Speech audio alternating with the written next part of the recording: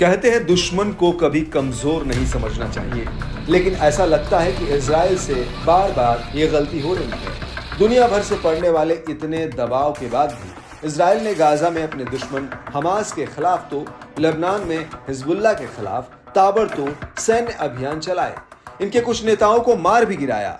इसके बाद भी इजराइल के ये दुश्मन कमजोर होते नहीं दिख रहे हैं।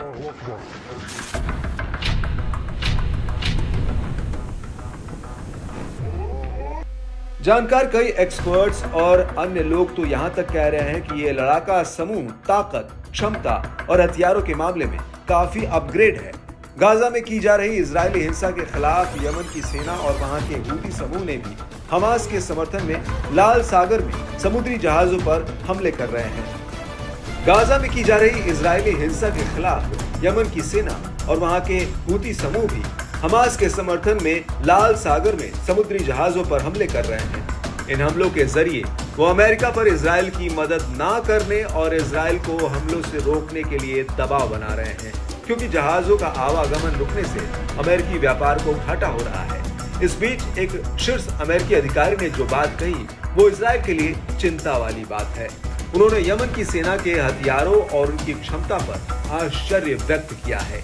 देश के लिए हथियार खरीद से जुड़े एक जिम्मेदार शीर्ष अमेरिकी अधिकारी ने यमन के सशस्त्र बलों द्वारा इस्तेमाल किए जा रहे हथियारों पर आश्चर्य व्यक्त किया।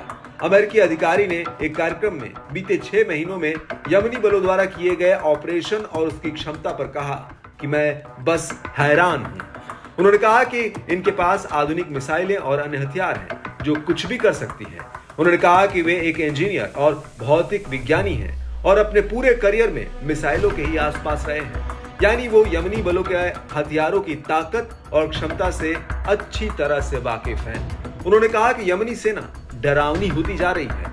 यमनी सेना ने अक्टूबर 2023 से अब तक इजराइल के खिलाफ सैकड़ों हमले किए। इजराइल पर दबाव बढ़ाने के लिए इसने इजरायली और अमेरिकी जहाजों को निशाना बनाया।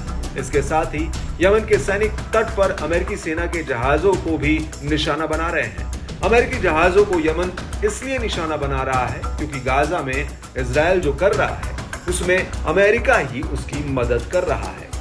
अभी हाल ही में यमनी सैनिकों ने अमेरिकी नौसेना के खिलाफ 2 ऑपरेशन चलाए। पहले ऑपरेशन में क्रूज मिसाइलों और ड्रोन का इस्तेमाल करके अरब सागर में अमेरिकी पोत पर हमला किया गया।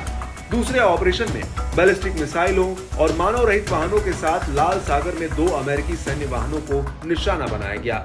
रिपोर्ट के मुताबिक दूसरे हमले में यमन की सेना ने कम से कम 8 drone, 5 anti ship ballistic missile और एंटी शिप क्रूज मिसाइलें अमेरिकी सैन्य वाहन की तरफ दागे गए। यमन ने बार बार कहा कि जब तक गाजा और लेबनान पर इजरायली हमला बंद नहीं हो जाता और गाजा से घेराबंदी नहीं हटा ली जाती है, तब तक उसके सैन्य अभियान जारी रहेंगे। इससे साफ है कि इजरायली प्रधानमंत्री बेंजामिन नेतन्याहू अपने दुश्मनों के खिलाफ भले ही कितनी बड़ी बड़ी बातें करें, लेकिन युद्ध के मैदान में इजराइल कोई खास मजबूत स्थिति में नहीं दिख रहा है।